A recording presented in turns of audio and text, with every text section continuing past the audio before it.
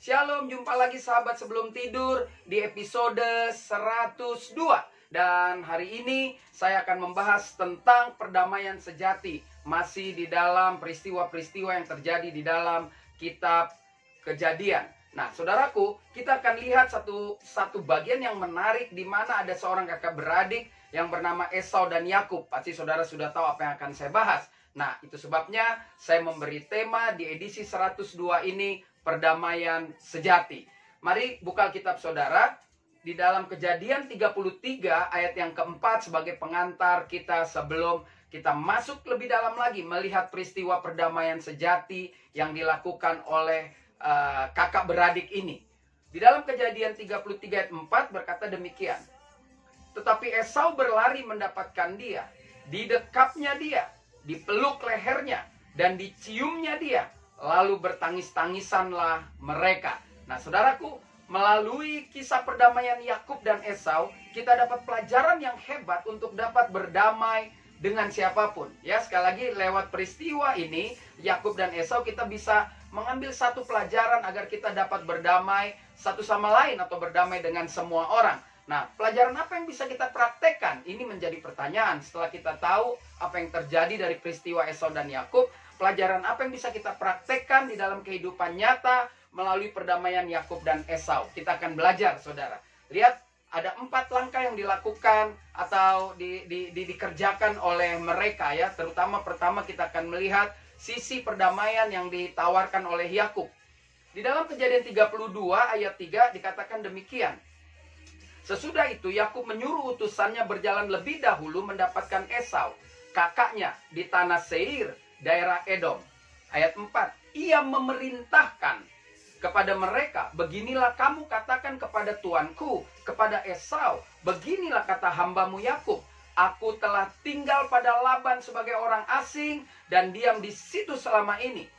Yang kelima, aku telah mempunyai lembu sapi, keledai, dan kambing domba, budak laki-laki dan perempuan. Dan aku menyuruh memberitahukan hal ini kepada tuanku, supaya aku mendapat kasihmu. Nah, dari bacaan ini, pelajaran yang bisa kita praktekkan melalui kehidupan nyata, saudara. Mari kita lihat apa yang dikatakan tadi. Ia memerintahkan, lalu ditutup, supaya aku mendapat kasihmu. Jadi yang pertama, perdamaian sejati akan terjadi jika kita berani ambil keputusan untuk berdamai. Yakub mengambil keputusan untuk berdamai, mau menghampiri kakaknya. Saudara tahu Esau berikhtiar atau niat akan membunuh Yakub setelah ayahnya meninggal. Setelah sekian lama, lalu Yakub merasa sudah memiliki segala hal, merasa sudah ada berkat yang luar biasa, dia menawarkan perdamaian. Ya, kita lihat, jadi yang pertama, Yakub berani ambil keputusan untuk berdamai. Yang kedua, pelajaran apa yang bisa kita praktekkan dari perdamaian mereka di dalam kehidupan kita? Yang kedua, kita lihat di dalam Kejadian 32 ayat yang ke-6. Dikatakan demikian.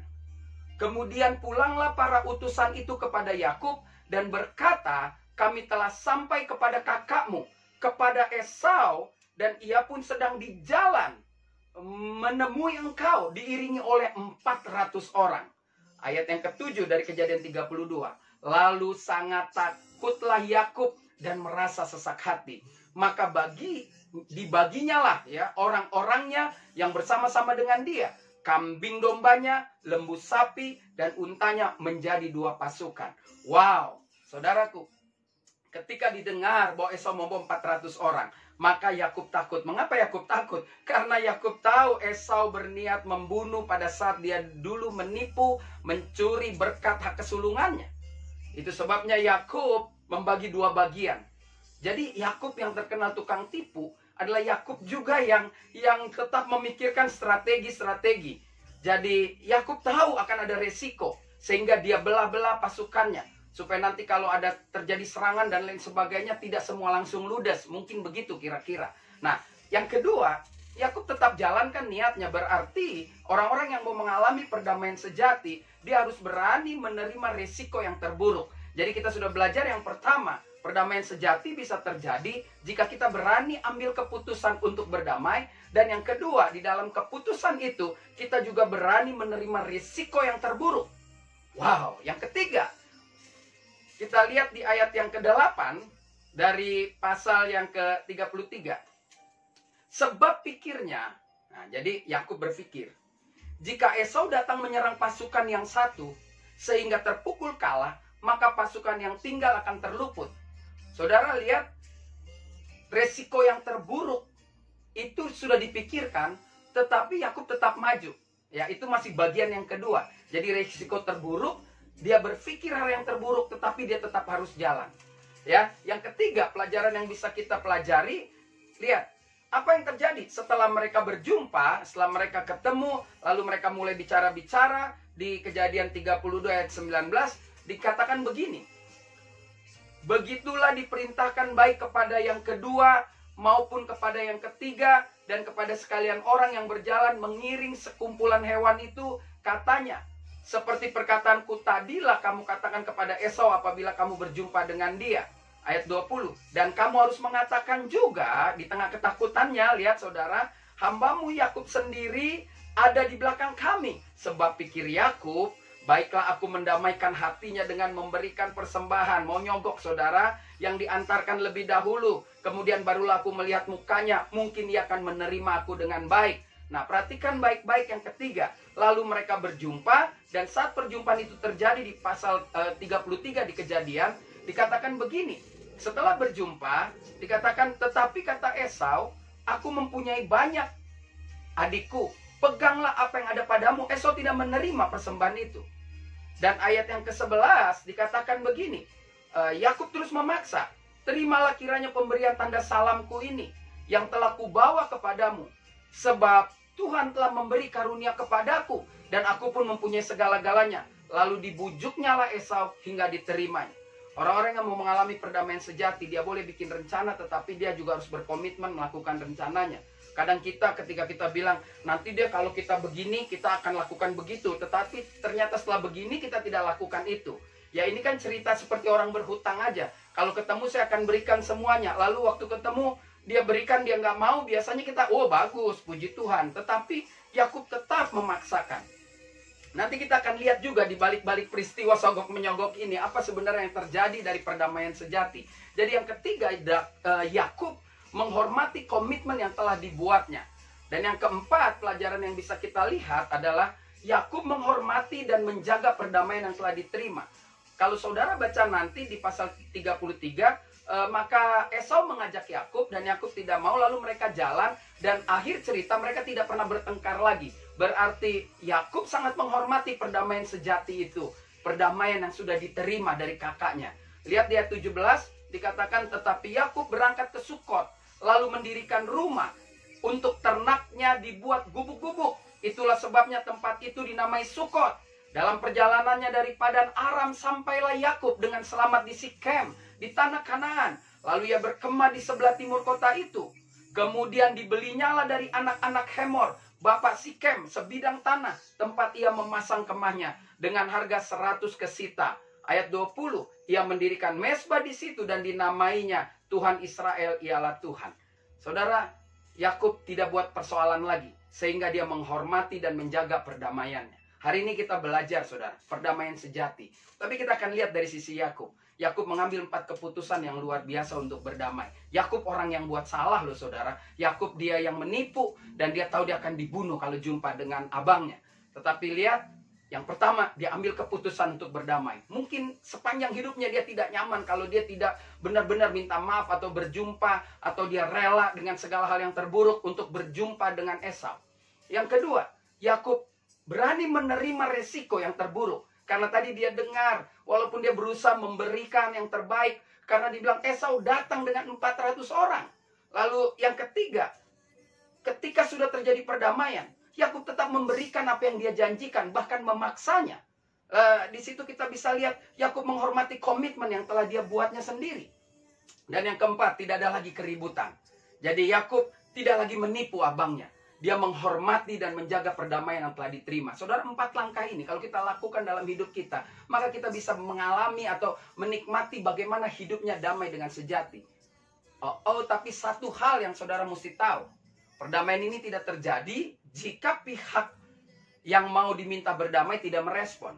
Nah, ada hal luar biasa yang sesungguhnya bisa kita pelajari dari Esau. Selama ini kita selalu berpikir Esau selalu negatif. Tetapi perdamaian sejati ini justru terjadi karena Esau meresponi dengan luar biasa. Saudara, kalau kita mau jujur, Yakub tidak ada ketulusan 100% untuk berdamai.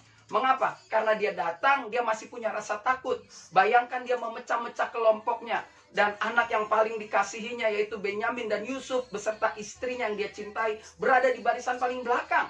Jadi jika terjadi memang apa yang dia bayangkan, perkelahian, pertempuran, maka dia bisa lari dengan istri dan kedua anak yang dia cintai itu. Kan ini nggak fair sebenarnya. Tetapi perhatikan baik-baik di ayat awal yang kita baca, ayat yang sangat luar biasa sekali. Saudara perhatikan, dikatakan Esau datang dengan 400 orang. Tapi Esau sendiri yang mengambil keputusan untuk datang. Dan waktu berjumpa, mari kita lihat, perdamaian sejati justru sesungguhnya keluar dari hatinya Esau. Karena Alkitab tidak menulis Esau membuat rencana dan rancangan apapun. Alkitab hanya menulis di dalam Kejadian 33 ayat 4 demikian. Tetapi Esau berlari, Esau datang menyambut orang yang mengkhianatinya, menyambut orang yang mengambil berkat-berkatnya. Dikatakan lari mendapatkan dia.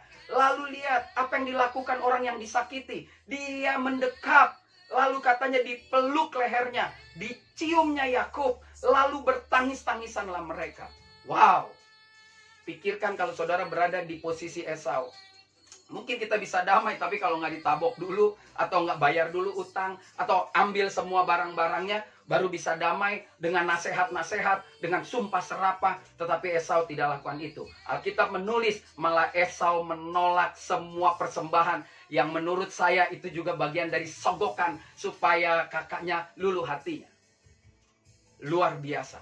Bahkan Esau masih mengajak lagi Yakub untuk pergi bersama. Dan Yakub masih juga sebetulnya rada takut. Sehingga dia bilang, nggak usah, you jalan duluan lah. Biar kita pergi ke tempat yang lain. Dan memang damai.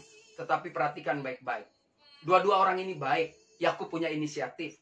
Lebih lagi, Esau mengampuninya dengan tulus. Tidak ada syarat. Nah, saudaraku, perdamaian sejati harusnya terjadi tanpa syarat. Saudara perlu belajar dari Esau tentang bagaimana melepaskan pengampunan dengan tulus. Esau berlari, Esau datang, Esau memeluk, mencium lehernya, menangis, bukan menghajar, bukan menabok, bukan memukul, bukan menginjak, bukan meminta semua apa yang sudah dia rampok mengenai berkat-berkat yang dari bapaknya. Tetapi Esau mengampuni.